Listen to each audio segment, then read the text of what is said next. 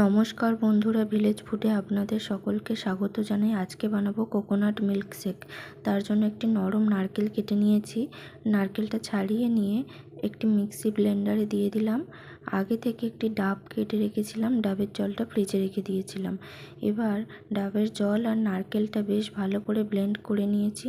দেখুন, খুব ভালো করে আমার ব্লেন্ড করা হয়ে গেছে।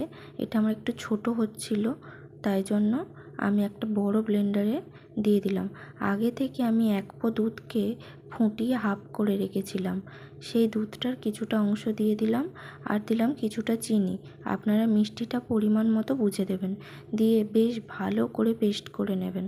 দেখুন, আমার এখানে কোকোনাট মিল্ক শেক রেডি। এটা তো আমার খেতে অসম্ভব সুন্দর লেগেছে। আপনারাও বাড়িতে একবার বানান, দেখুন আপনাদেরটা কেমন হয়। কমেন্টে জানাতে ভুলবেন না।